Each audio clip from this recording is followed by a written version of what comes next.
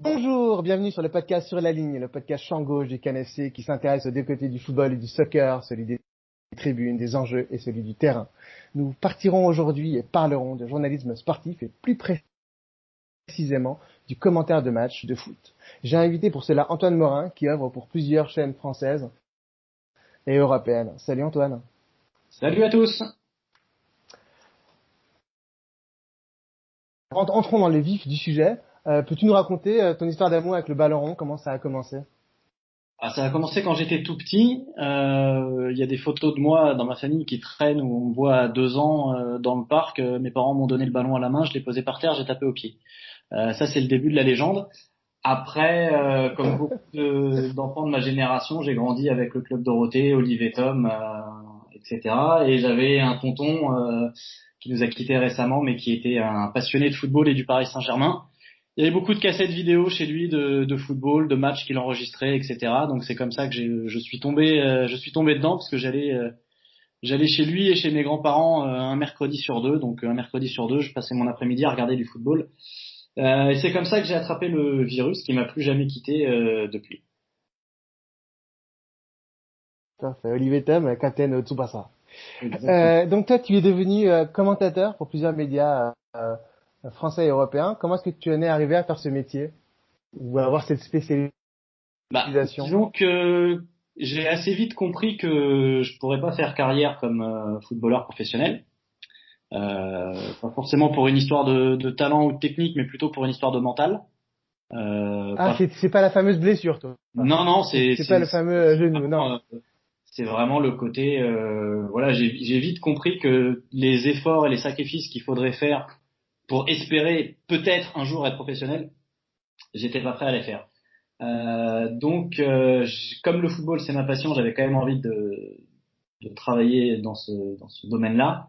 À un moment donné, en regardant les matchs de foot, je me suis dit que Thierry Roland, qui commentait les matchs de l'équipe de France et les matchs de Ligue des Champions sur TF1 quand j'étais petit, c'est quand même le mec le plus chanceux du monde parce qu'il était quand même payé pour aller regarder des matchs de foot et les raconter aux gens. Donc je me suis dit que je voudrais faire ce métier-là quand je serais grand, et j'avais 12 ans. Et du coup, après le bac, j'ai trouvé une école de journalisme qui m'a appris, alors qu'elle n'était pas une école qui avait une spécialisation sport. Et finalement, c'était très bien parce que dans cette école, j'ai d'abord appris à être un journaliste. Et après, moi, je me suis spécialisé dans le sport. Et après, au gré de mes différents stages que j'ai pu faire, j'ai eu la chance d'intégrer des rédactions où il y avait la possibilité de faire du commentaire. Et j'ai commenté mon premier match en 2008. Oui, c'est ça, en août 2008. Et voilà, on est en juillet 2019 et je me suis pas arrêté. D'accord. C'est intéressant que tu me parles de Thierry Roland parce que justement, lors d'un précédent podcast, Guy Bolduc m'a dit que Alain Golbert, qui est un Français expatrié au Québec, avait contribué fortement à Martinez. Est-ce que toi, tu as conscience de porter une responsabilité et que tu peux contribuer à faire aimer un sport ou une équipe, ou c'est quelque chose qui t'est étranger? Non, je dirais pas ça parce que le football en France est tellement présent que c'est pas ma petite personne qui pourra changer quelque chose. Depuis la saison 2018-2019, donc la saison qui vient de se finir, j'ai la chance de faire partie des équipes de Canal+ qui travaillent sur la D1 féminine. C'est la première fois en France que tous les matchs de championnat de D1 féminine sont télévisés. Donc là, dans ce sens-là, je considère qu'en tant que commentateur, on a une petite responsabilité qui est celle de montrer que on traite ce sport-là avec tout le savoir-faire qu'il mérite et que forcément si notre commentaire n'est pas à la hauteur, ça va pas aider au développement et à l'intérêt des gens pour la discipline. Mais c'est pas une grosse responsabilité parce que la plus grosse responsabilité c'est de faire d'abord en sorte que les gens euh, aillent voir du foot féminin dans les stades et à la télé, mais ça joue pas uniquement sur le commentateur. D'accord, évidemment. Justement, on va en reparler du commentaire de matchs de foot pour les matchs féminins. On en reparlera à la fin du podcast. Est-ce que toi, tu as une façon de travailler qui est différente? Est-ce que toi, tu as une marque? Alors une marque, je sais pas, je pense que chacun a sa façon de travailler. Moi, la mienne, qui s'est développée et qui a un peu changé entre mes premiers matchs et aujourd'hui. Aujourd'hui, ma routine est bien réglée. Je travaille sur un grand cahier parce que je préfère avoir un cahier que les fameuses fiches jaunes cartonnées. Pour la simple et bonne raison que le cahier, tu peux le mettre dans ton sac et si tu as besoin de retrouver des infos que tu avais sur un match que tu as commenté il y a 2 mois, il suffit de tourner les pages du cahier. Alors que se trimballer avec toute sa colonie de fiches jaunes sur tous les matchs que tu as fait depuis le début de la saison, c'est un peu plus compliqué. Ouais. Donc il me faut 4 pages. Il me faut 4 pages par match. Sur les 2 premières, si tu ouvres un cahier en deux, page de gauche, j'ai toutes les infos sur l'équipe A qui joue à domicile. Page de droite, j'ai toutes les infos sur l'équipe qui joue à l'extérieur. Et sur les 2 pages suivantes, je colle mes étiquettes, puisqu'en fait je fonctionne comme ça. Je prends une plaquette d'étiquettes blanches carrées basiques qu'on utilise par exemple pour le courrier.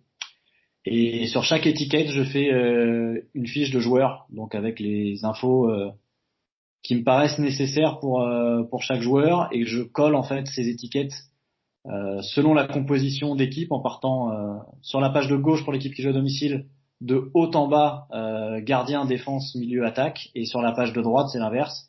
Je mets en haut les attaquants, milieu, défense, et je finis par le gardien histoire de bien différencier l'équipe qui joue à domicile et l'équipe qui joue à l'extérieur. D'accord.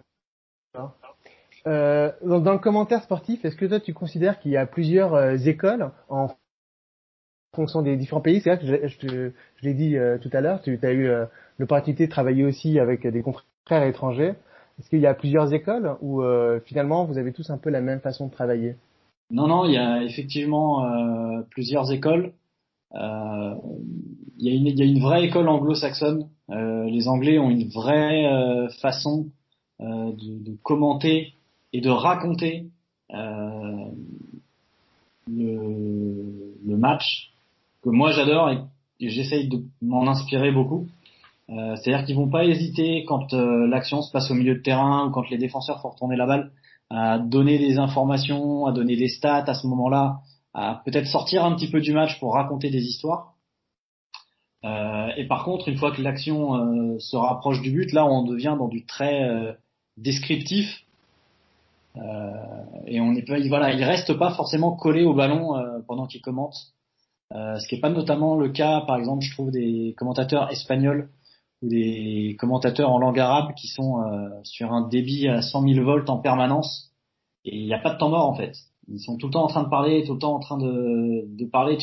Tu peux difficilement différencier le moment où le ballon est à 30 mètres du but ou le ballon est dans la surface. Donc c'est vraiment particulier.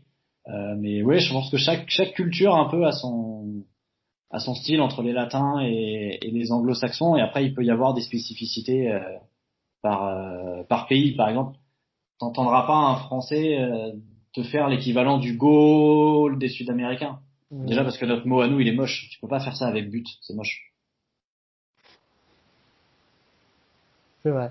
Ouais, c'est très intéressant ce que tu dis parce que c'est vrai que moi j'habite à la frontière franco-allemande et dans ma jeunesse, à l'époque où on peut pas voir tous les matchs sur la télé française, j'ai regardé pas mal de matchs sur la télé allemande et les Allemands ils sont très peu dans la décision et ils parlent très peu. C'est-à-dire que très souvent, bah, il y a un silence à l'antenne, donc bah, tu regardes le match et s'il se passe rien de notable, par exemple comme tu as dit tout à l'heure, ce ballon il est au milieu du terrain et que les joueurs se font quelques passes, et ben ils vont juste se taire et ils vont laisser aux spectateurs le loisir de se concentrer sur le ballon, même s'il se passe pas grand chose. J'avais Ouais, encore une autre question, dis-moi. ouais, il y a ça et il y a aussi le fait que je pense que les anglo-saxons, parce que les anglais font un peu la même chose, ils ont plus intégré peut-être que nous les latins le fait que, je parle surtout pour la télévision, les gens ils ont l'image. Donc, t'es pas obligé de parler tout le temps, parce que les gens ils voient et tu peux aussi leur laisser profiter de l'ambiance du match, du stade, si jamais les supporters chantent beaucoup, s'il se passe quelque chose, ou même sur un huis clos, ne serait-ce que écouter, parce que quand t'as un huis clos, t'entends tout ce qui se dit sur le terrain et ça peut être aussi intéressant. Et en radio tu peux pas le faire, parce qu'en radio la radio ne tolère pas les blancs, mais en télé, voilà, les gens ont l'image et les gens ont le son. Donc toi, tu dois venir apporter une plus-value. Et parler tout le temps alors qu'il se passe rien, je pense que c'est pas une plus-value. Et effectivement, je pense que les Allemands et les Anglais l'ont mieux compris que nous, les Latins. Mais c'est aussi une question de culture. Les Latins, on parle plus, c'est de base. C'est vrai. Comment adapter le niveau technique des commentaires et la précision de l'analyse tactique, par exemple, en fonction d'un match, d'un événement? Parce que c'est vrai que c'est pas forcément, tu dois t'adapter suivant le match et suivant le public que tu vas avoir. Comment est-ce que tu arrives à faire ça? Euh, Moi, j'essaye pas de m'adapter. Je pense que les gens qui regardent, euh, ils connaissent. Il y en a qui vont connaître de manière très très pointue et il y en a qui vont découvrir entre guillemets. Le rôle pour moi du commentateur, c'est de trouver le juste milieu. Il faut pas faire le professeur.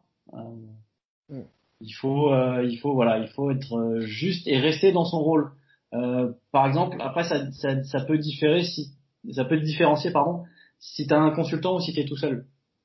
Quand t'as un consultant, c'est son rôle, tout ce qui est analyse de jeu, de tactique, parce que souvent c'est un ancien joueur ou c'est un coach, donc c'est plus son rôle. Et toi, commentateur, tu fais ce que les Anglais appellent le play-by-play, tu fais les actions, tu peux l'amener à une réflexion parce que tu as une connaissance quand même du jeu qui te permet d'avoir des analyses, mais c'est à lui de le faire. Quand tu commandes tout seul, ce qui m'arrive régulièrement, que ce soit pour Foot Plus ou pour les Bein Sport Max, euh, bah, tu fais un peu ce rôle d'analyse tactique, mais il faut pas en faire trop. Parce qu'encore une fois, tu n'es entre guillemets que journaliste et tu peux pas parler à la place du joueur ou voilà, le consultant peut dire ça en disant en tant que joueur, moi j'aurais peut-être fait ça, j'aurais peut-être essayé d'amener ça différemment.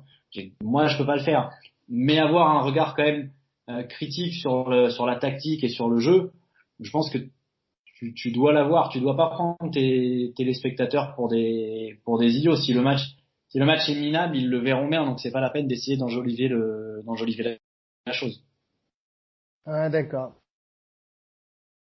Ça, c'était une autre de mes questions, justement. Donc, finalement, toi, tu considères que si le match, il est pas bon, si on s'ennuie ferme, eh bien, t'as pas à le dire, mais tu vas pas essayer de rendre le match plus beau voilà, en trouvant des artifices. Ouais, Donc, bien voilà, sûr. toi, t'es là pour raconter le match, et si le match est ennuyeux, ben, tu vas raconter un match ennuyeux parce qu'il est ennuyeux, c'est ça?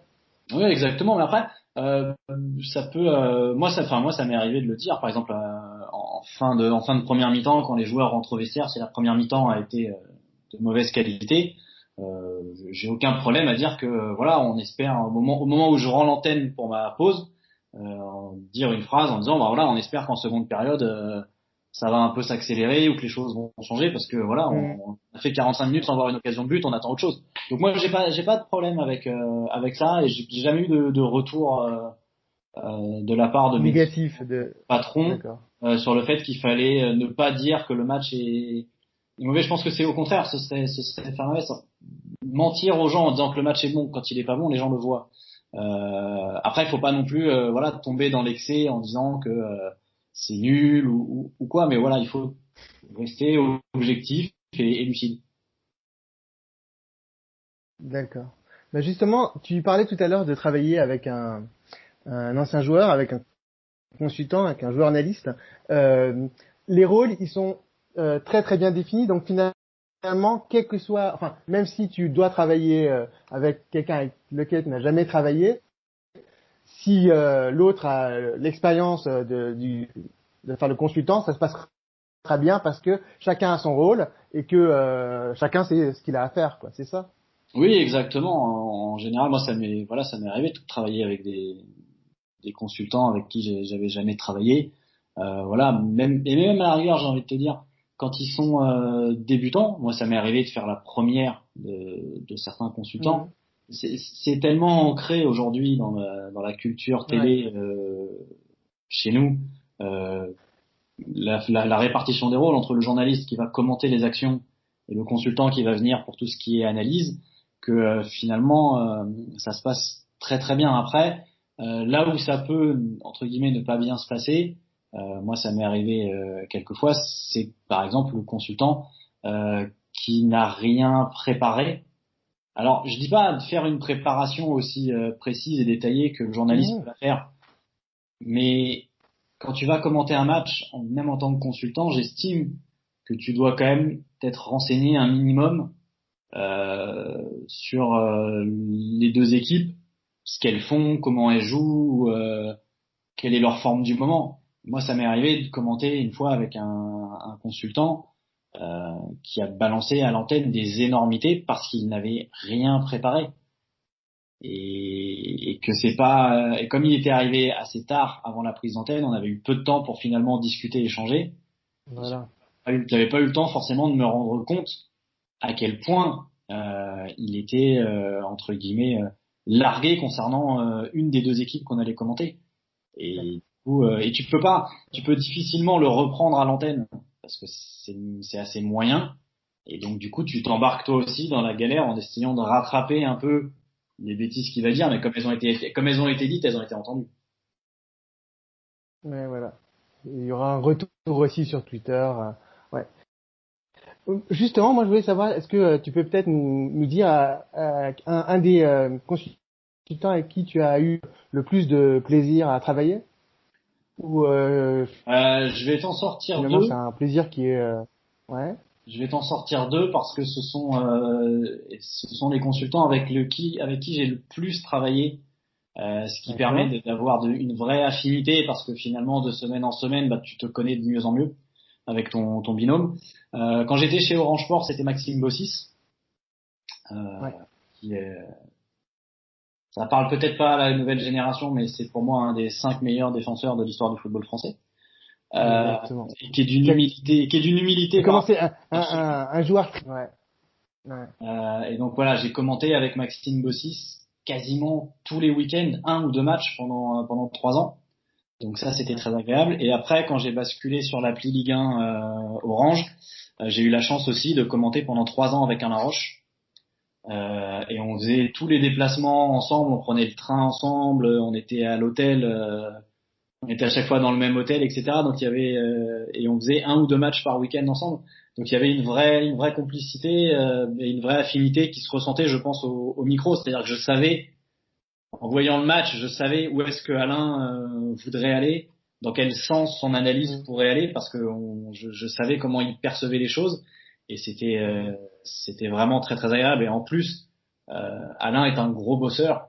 Euh, il faisait ses propres stats, il faisait ses propres fiches sur les joueurs et les équipes qu'on commentait, donc on pouvait avoir de vrais échanges vraiment pertinents et poussés, que ce soit sur les équipes et sur les joueurs, parce qu'il travaillait beaucoup et que je pense qu'il regardait peut-être plus de matchs que moi dans la semaine, ce qui est à ce moment-là Étonnant. de ma vie Ouais. quand j'avais pas d'enfant, il y en a pas beaucoup. Il y a pas, je pense qu'il y a pas beaucoup de gens qui pensent pouvoir regarder autant de matchs que ce que j'étais capable de regarder dans une semaine.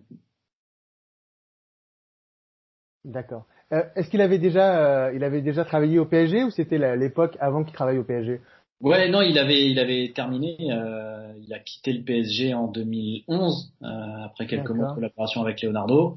Et Ouais. on a Parce qu'il a commencé. été, il a aussi été dirigeant au PSG. Et donc c'est Ouais, vrai que finalement il avait cette expérience de joueur évidemment, mais aussi cette expérience de dirigeant où il avait vu que voilà comment fonctionnait un club avec oui, une vision complètement, autre que celle de la vision des joueurs et des transferts. C'est vrai qu'il avait eu beaucoup de responsabilités au PSG.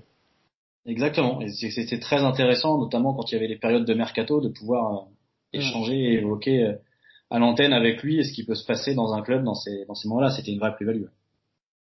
D'accord. Est-ce que tu as eu le temps de travailler avec Patrice Ferry parce que Patrice Ferry a joué à l'Impact de Montréal? Alors, j'ai pas travaillé. Alors, je travaille à Beansport, mais j'ai pas eu l'occasion de commenter De un match travailler avec, avec parfait. Patrice Ferry, qui est Eh bien, consultant. si tu le croises, embrasse-le pour les partisans de Ce l'Impact. sera fait. Je crois qu'il sait je crois qu'il sait qu'il est aimé à Montréal. Euh, Justement, tu en as un peu parlé tout à l'heure. Est-ce qu'il y a une différence? Enfin, je suppose, et j'en suis même sûr qu'il y a une différence entre travailler depuis une cabine à Paris ou ailleurs et être au match dans le stade. Alors, quelles sont C'est pas, les j'ai presque envie différences? de dire, c'est pas le même métier. Je grossis le trait évidemment, mais quand je commente en cabine, je commente ce que les gens voient. Parce que l'écran que j'ai pour commenter, c'est exactement, il y a la même image que celle que les gens ont à la télé. Quand tu es au stade, tu as une vision. à 360. C'est-à-dire que pendant que la caméra, elle est en train de montrer les joueurs en action, toi, tu peux regarder le banc de touche, tu peux regarder les remplaçants, tu peux regarder les tribunes, tu peux regarder plein de choses. Et tu peux faire vivre le match d'une manière totalement différente parce que le fait d'être dans le stade te donne une vision à 360 qui est beaucoup plus intéressante. Et c'est pour ça que je pense que quand je commentais sur site tous les week-ends, quand je travaillais pour l'appli Ligue 1 d'Orange, je pense que je prenais moins de notes. J'emmenais moins de stats avec moi et dans mon travail de préparation, je prenais vraiment beaucoup moins d'éléments sur mes fiches parce que je savais qu'il y avait toute une partie du match où j'allais raconter ce qui se passe hors du terrain et de où se situe le ballon à proprement parler. Quand tu es en cabine, tu peux pas parce que tu es vraiment dépendant des images que tu vois et que le réalisateur choisit de montrer. Donc c'est pour ça que depuis que je fais que de la cabine, j'ai tendance sûrement à prendre un petit peu plus de stats, à avoir un petit peu plus de matière à utiliser pour les moments où je suis pas focalisé sur le jeu. D'accord. Et puis finalement, je viens d'y penser, mais s'il y a un problème technique, bien toi tu subis le même problème technique, et je suppose que c'est aussi à toi de devoir meubler, et c'est là aussi le moment où finalement il faut avoir des choses à dire qui sont extérieures au match, puisque par définition, bah, le match il est plus à l'écran. Ah bah complètement, oui, c'est sûr. Après, ça peut arriver. Après, il peut aussi arriver des fins techniques quand tu es au stade. Oui, mais Voilà. là tu peux raconter, tu peux Ça peut... raconter ce qui se passe, Oui, voilà. oui, oui, Tu peux faire de la radio, quoi. Voilà, tu mais, peux faire de la radio et puis. Hmm. Et oui, puis non, c'est sûr. souvent, Après, voilà, il faut. c'est des choses qui arrivent. Heureusement, ça arrive pas tous les week-ends. Heureusement. Alors, est-ce que justement, quand on est au stade, est-ce qu'on peut être chauvin ou est-ce que tu penses qu'il est bon d'être chauvin dans son commentaire? Je pense que quand tu commentes l'équipe nationale de ton pays, c'est difficile de pas l'être un petit peu. Après, c'est toute une question de dosage. Euh, quand Grégoire Margoton commente l'équipe de France, tu sens qu'il y a plus de plaisir dans sa voix à commenter un but des Bleus qu'un but contre les Bleus. Euh, Après, ça doit pas empêcher de rester objectif sur la qualité du jeu produit et la qualité du match ou la qualité de l'adversaire. Parce qu'à la base, tu restes journaliste. C'est normal quand c'est l'équipe de France qui joue que les commentateurs français soient plus pour la France que pour l'autre équipe. Moi, ça me choque pas. Tout dépend après de la mesure et de l'objectivité qu'ils arrivent à garder sur l'analyse du match. D'accord. Et quand on est en tribune de presse, est-ce qu'on peut porter les couleurs de son équipe? Bon, là, je parle évidemment aussi peut-être un peu plus pour les équipes nationales. Est-ce qu'on peut porter la couleur de l'équipe? Est-ce qu'on peut se lever lors des buts? Est-ce qu'on peut célébrer? Ça, c'est une question que moi j'ai vue plusieurs fois sur le fil. C'était une des questions qui se posait aussi en MLS. Quel est ton avis là-dessus? Moi, je pense que quand on est en tribune de presse, on est là pour travailler et que on peut pas arborer les couleurs d'un club ou même d'une équipe nationale. Je pense que c'est pas la place, sauf un cas vraiment particulier. Quand Thierry Roland et Jean-Michel Larquet en 98 commentent la finale de la Coupe du Monde avec Hmm. le maillot, l'écharpe de leur position commentateur. Euh, je peux comprendre parce que c'est la première fois que la France est en finale de la Coupe du Monde et que ça colle bien aussi aux personnages qu'ils incarnaient parce que voilà, ça faisait des années qu'ils C'est ça. suivaient l'équipe de France et que c'était une forme d'accomplissement un petit peu particulier. Maintenant, aujourd'hui, je pense que non. Alors célébrer les buts, c'est toujours pareil. Je pense qu'on est en tribune de presse sur un quart de finale de Coupe du Monde, la France marque. J'aurais du mal à pas le célébrer. Après, il y a célébrer et célébrer. Si c'est pour aller faire le tour de la tribune en criant ou en agitant sa chemise, non, évidemment. Il faut aussi respecter les confrères étrangers qui travaillent, les confrères du pays contre qui on joue, ou les autres confrères internationaux. Je pense que ça ne se fait pas. Donc tu peux célébrer, mais tu dois toujours garder une certaine retenue, une certaine mesure, parce qu'encore une fois, tu es dans un espace de travail. C'est vrai que ça a posé problème il n'y a pas à la CAN.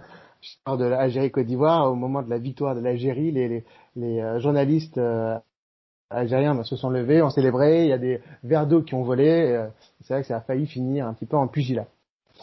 Voilà. Justement, le rapport qu'on a avec... Pardon. D'où l'intérêt de pas avoir de verre d'eau et des bouteilles, parce que au moins une bouteille avec un bouchon, ça se Avec renverse. un bouchon. Ben non, mais c'est tout bête, hein, mais un verre d'eau, ça se renverse, ça tombe sur tes fiches, ça tombe sur ton matériel, C'est ça ça. crée un court-circuit. Enfin, c'est des choses bêtes, c'est des choses auxquelles on pense pas forcément, mais voilà, une bouteille avec un bouchon, c'est plus pratique. De même, je te disais tout à l'heure que moi je travaille avec un cahier. Voilà, un cahier, ça s'envole pas quand t'es au stade. Parce que le cahier, en général, c'est lourd, il y a une couverture en carton, donc une fois qu'il est posé, même s'il y a du vent, les pages elles vont se tourner, mais le cahier il va pas s'envoler. Moi, j'ai vu des confrères qui avaient noté la compo sur une feuille volante. Bah, une rafale de Mistral au Vélodrome avant qu'il y ait le toit, la feuille volante, elle est partie à l'autre bout de la tribune. Hein. Bah oui.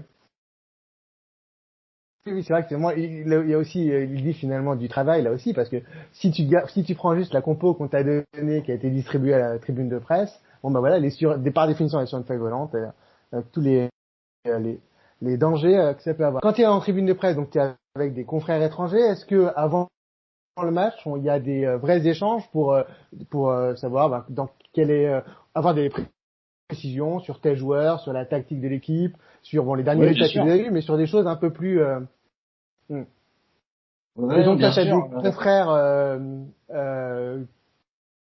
que tu apprécies plus ou que tu connais, tu as réussi à te faire un réseau, ou finalement on demande plutôt à celui qui est à côté ou à celui qu'on a réussi à Totalement, à force de comme revenir dans les mêmes stades, tu te crées un réseau.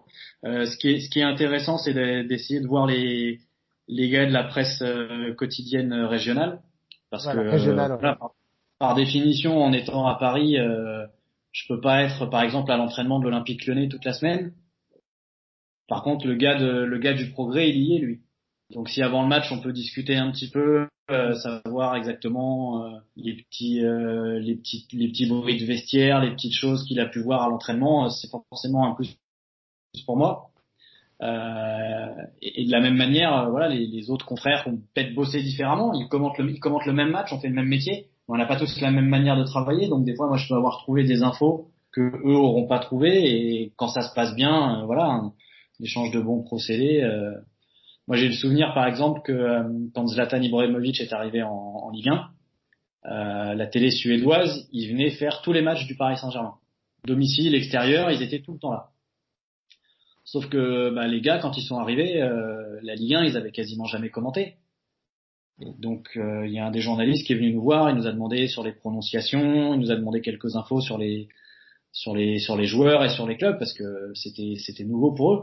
Et c'est des échanges qui sont forcément enrichissants, parce que nous, à l'inverse, on a pu lui demander 2-3 infos sur comment justement était traitée la Ligue 1 en Suède, du fait que Zlatan était arrivé au PSG. Et du coup, ça a enrichi nous notre commentaire, parce qu'on avait des choses à raconter qu'on n'aurait pas pu forcément trouver dans les journaux.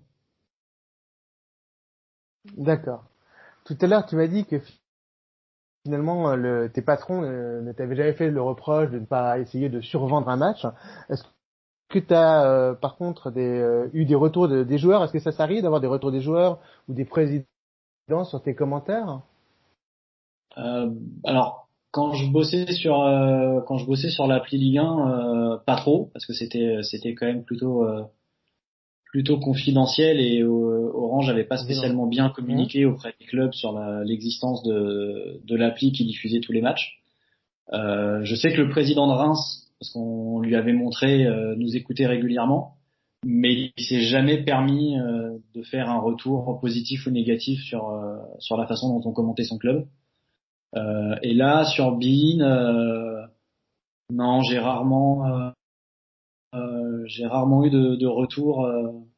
Si une fois, je crois, un joueur de Dijon parce que en fait d'autres personnes sur Twitter lui avaient dit que j'avais mentionné une anecdote, et il a retrouvé mon nom par ricochet et m'a envoyé un message pour me dire que il était impressionné que j'ai poussé mes recherches à ce point-là pour trouver cette anecdote sur ses années quand il était en jeune. Mais je crois, enfin de mémoire comme ça, c'est le seul retour que j'ai pu avoir avec des joueurs ou des entraîneurs ou des dirigeants. Mais après, voilà, moi je reste quand même très confidentiel par rapport à d'autres journalistes qui sont beaucoup plus connus et qui eux, j'imagine, doivent avoir beaucoup plus de retours.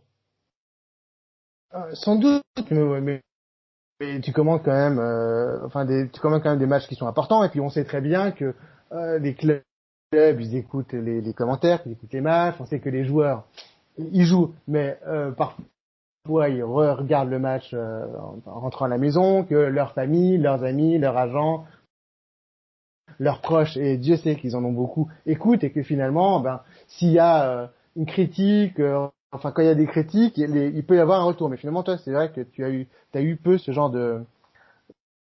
eu à gérer ce genre de choses. Ou que pour du positif, c'est bien. On a parlé tout à l'heure de tes nouvelles missions et de ton boulot de commentateur pour les matchs de D1 féminine. Donc moi, évidemment, ça m'intéresse. On en a beaucoup parlé pendant la Coupe du Monde. On a beaucoup posé la question, est-ce qu'il faut commenter les filles comme les hommes? Alors, quel est ton avis là-dessus? Moi je fais pas de différence. Je commande du football. C'est les mêmes règles, c'est le même terrain, c'est la même taille de ballon, c'est la même taille de but. Il y a des gardiens, des gardiennes, il y a des défenseurs, des défenseuses, des milieux, il y a des attaquants, des attaquantes. Euh, enfin, pour le coup, je fais aucune différence dans ma manière de préparer et dans ma manière de commenter, que ce soit des filles ou des garçons. D'accord. Euh, En ce qui concerne le jeu des comparaisons, est-ce que toi tu es pour ou contre les comparaisons? Par exemple, souvent, par définition, on connaît pas ces choses-là. Est-ce que tu penses que c'est dire que, je sais pas quoi, Louisa Nessib, la Zidane au féminin, ou est-ce que toi tu penses que non, il faut pas faire de comparaison du tout avec les garçons, il faut juste expliquer quel est le jeu de Louisa Nessib ou de Wendy Renard?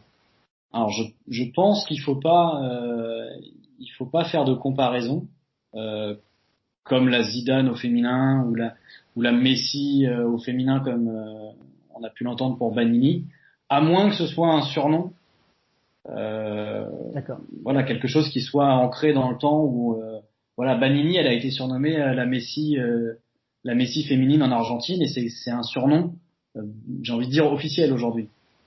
Donc D'accord. l'utiliser une fois, l'expliquer une fois, oui. Après, en ce qui concerne par exemple Louisa Nessib, je pense que j'ai dû la commenter une fois. Non, je fais pas ce genre de comparaison. Comparer par rapport à un poste, pourquoi pas. Par exemple, si on prend le cas de l'équipe de France pendant la dernière Coupe du Monde, expliquer que le rôle de Valérie Gauvin à la pointe de l'attaque de l'équipe de France peut ressembler à celui d'Olivier Giroud chez les garçons. Pourquoi pas? Parce que voilà, Ouais. encore une fois, on reste sur quelque chose de similaire. C'est du poste, que ce soit une fille ou un garçon. Finalement, ça change pas Hmm. la nature du rôle et du poste. Mais sinon, non, les comparaisons avec les garçons, je pense que c'est pas ça qu'on va attendre du, du commentaire. D'accord. Euh, J'avais moi une autre question un peu aussi dans le jeu des comparaisons. Est-ce que toi tu penses qu'il faut être moins exigeant, par exemple sur l'endurance, sur la technique, et est-ce que toi tu penses qu'on peut critiquer de la même façon, mais un contrôle raté ou je sais pas quoi, une joueuse qui paraît être exagérément fatiguée? Alors, encore une fois, je pense qu'il n'y a pas de, enfin moi je fais pas de comparaison dans ce registre-là. Un contrôle raté, c'est un contrôle raté, que ce soit par une joueuse ou un joueur. Un contrôle, soit il est réussi, soit il est raté.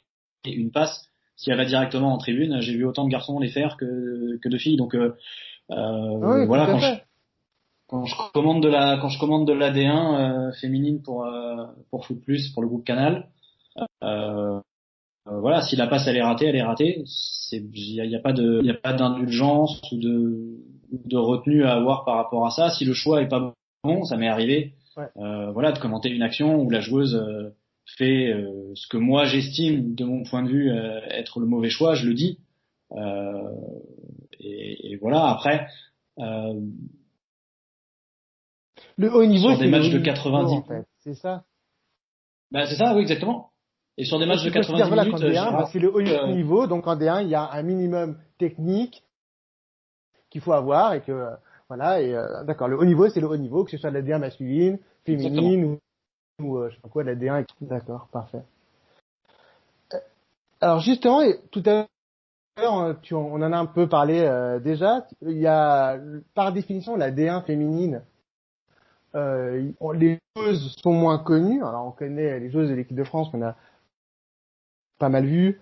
Mais les autres joueuses, les joueuses, je sais pas, de Marseille ou les joueuses d'Orléans, enfin bon, Orléans un des deux, mais enfin des autres clubs, on les connaît. Est-ce que toi tu penses que il faut faire un travail de vulgarisation, il faut décrire les joueuses, il faut parler d'elles, ou est-ce que tu fais faire un peu le même travail que tu pourrais avoir en D1 en ne donnant pas plus d'informations sur les joueuses et sur le club que pour les garçons? Quel est ton point de vue là-dessus? Alors, si justement, je pense que c'est là où c'est notre rôle à nous, commentateurs, Ouais, de faire découvrir ouais, faire de enfin, ces joueuses-là un petit peu plus que effectivement quand tu vas commenter de la Ligue 1, tu vas commenter, je dis n'importe quoi, tu vas commenter Montpellier, Toulouse.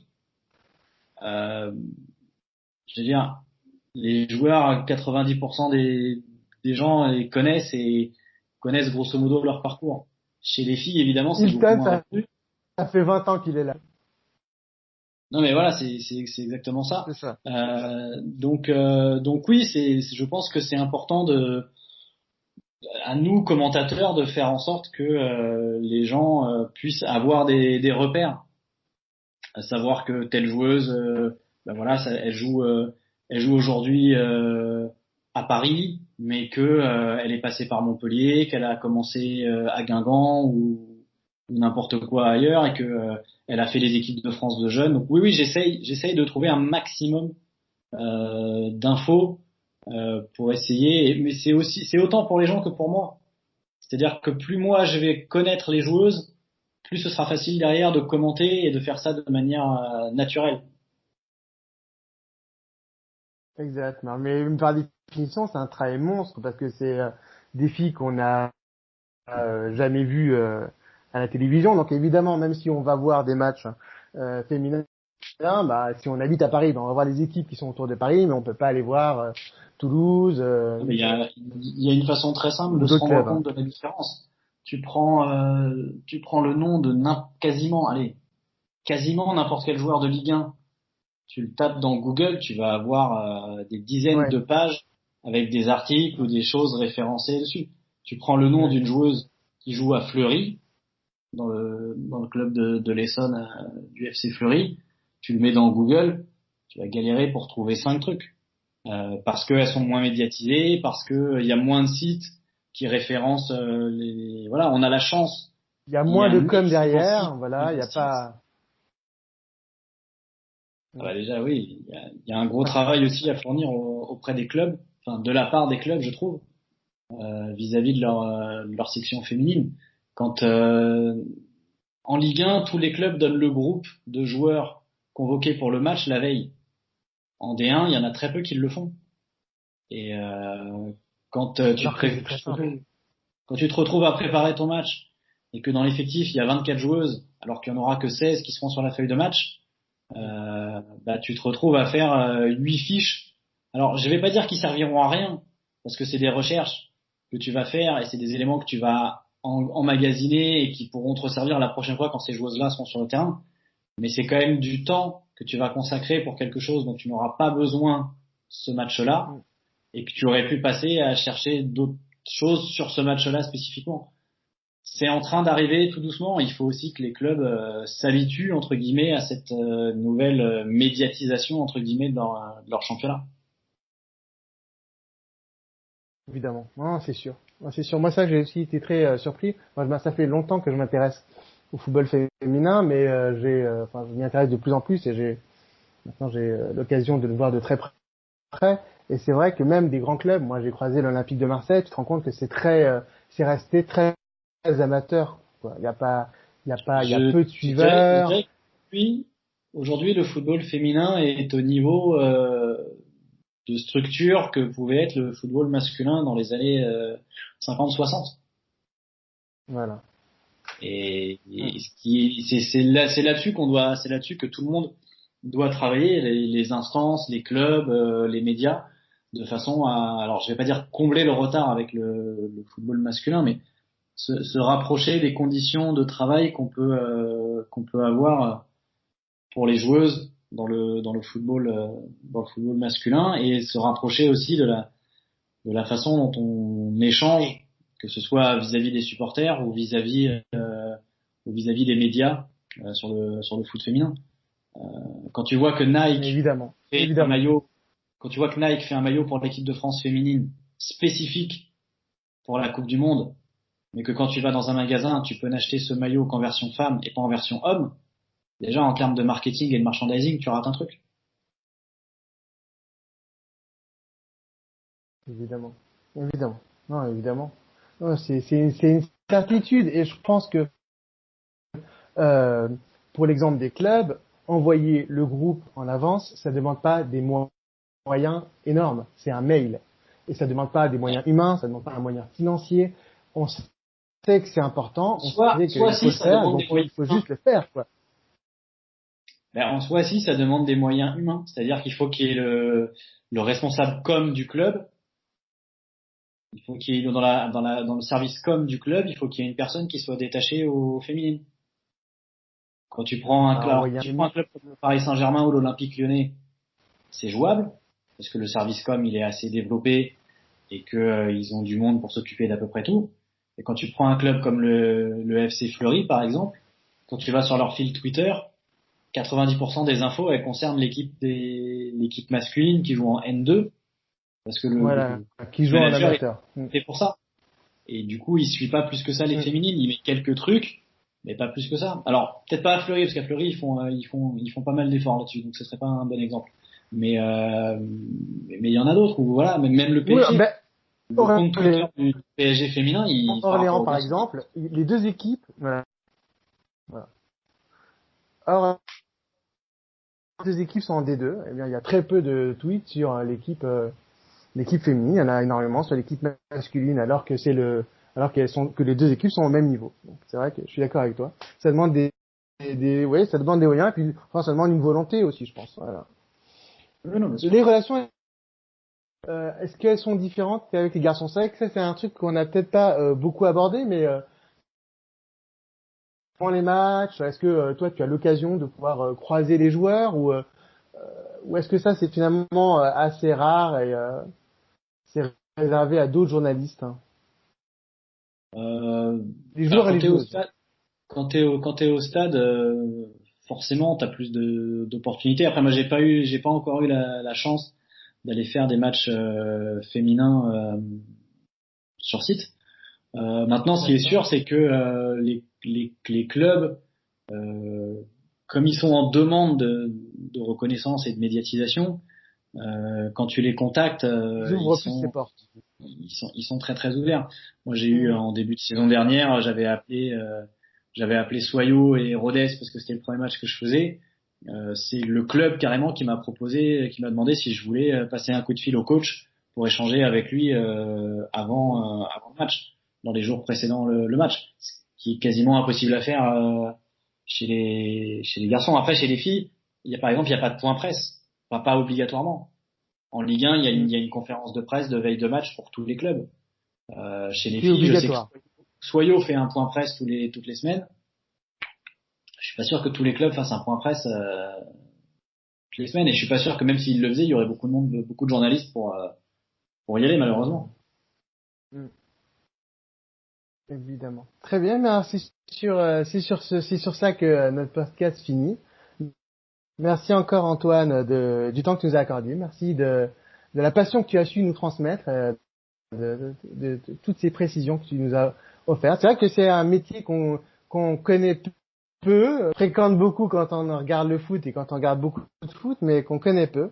Merci encore de nous C'est avoir moi qui te remercie avec plaisir. donné tous ces petits. Donc, évidemment, surtout n'hésitez pas à me donner votre avis sur le podcast, sur le sujet, à poser des questions ainsi qu'à Antoine. Sont à commercial Morin Antoine, à commercial MOR1 livre Antoine ANTOINE.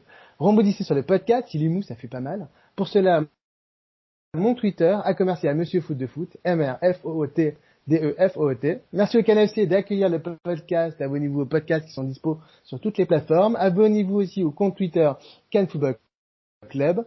Les choses sont disponibles sur Spreaker et sur la ligne est disponible aussi sur Spreaker, mais aussi sur iTunes. Faites la recherche sur la ligne. Son joli logo vert vous appellera du regard. Pour conclure, comme de tradition, et parce que ça nous fait plaisir à tous les deux, je salue et j'embrasse mon fils Adrien.